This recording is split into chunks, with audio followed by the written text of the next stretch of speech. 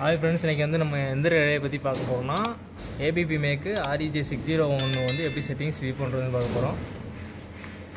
இது வந்து பார்த்தீங்கன்னா எஸ்கேப் பட்டனு, இது அப்பு டவுனு யார், இது வந்து மெயின் என்ட்ரு. அவங்க வந்து செட்டிங்ஸ் வியூ பண்ணணும்னா பார்த்தீங்கன்னா இந்த ரெண்டு பட்டனும் அப்பு டவுன் அமுக்குனா வந்து மெயினுக்குள்ளே போயிடும். மெஷர்மெண்ட்டு நார்மலாக வந்து சிடி ரேஷியோ எப்படி கரண்ட் வந்து மெஷர் பண்ணுறதுனா அதில் இருக்கும். இது வந்து செகண்டரி கரண்ட் வந்து இதில் வந்து உங்களுக்கு மெஷர் ஆகும். ஓகே, இது வந்து மெஷர்மெண்ட்டு. இது வந்து ஃபால்ட் ரெக்கார்டு, நமக்கு வந்து ட்ரிப்பு வந்து இது வந்தால் ஃபால்ட் வந்து ரெக்கார்டு வியூ பண்ணுறதுக்கு.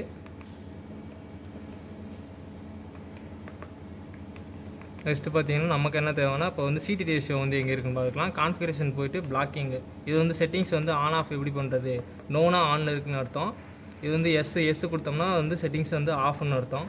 இது வந்து பிஐ கான்ஃபிகரேஷன் இருக்குது, பிஓ கான்ஃபிகரேஷன் இருக்குது. இந்த எல்இடி அஸ்யூம் பண்ணுறதுக்கு வந்து நம்ம எல்இடி வந்து எது இருக்கோ ஓவர் கண்ட் டெத் ஃபால்ட்டுக்கு வந்து எல்இடி வந்து நமக்கு 1-2 எல்இடி வந்து அஸ்யூம் பண்ணிக்கலாம். நெக்ஸ்ட்டு வந்து பார்த்திங்கன்னா ஐஇடி வந்து பார்த்திங்கன்னா சிடி ரேஷியோ வந்து அதில் வந்து பார்த்துக்கலாம். CT ratio, primary CT ratio, இது செகண்டரி 350/1. அதே same earth fault 350, secondary 1 amps.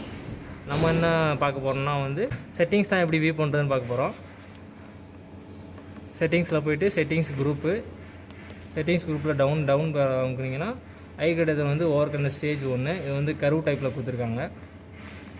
Next left button next I great தான் (2), ஐ டபுள் கிரேட் தானே 2 ஆம்ஸு.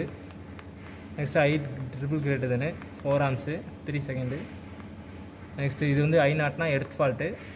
ஸ்டேஜ் 1 வந்து கர்வ் டைப் கொடுத்துருக்காங்க, IECNI. I0 டபுள் கிரேட் தான் ஸ்டேஜ் 2. இது வந்து DT தான் கொடுத்துருக்காங்க.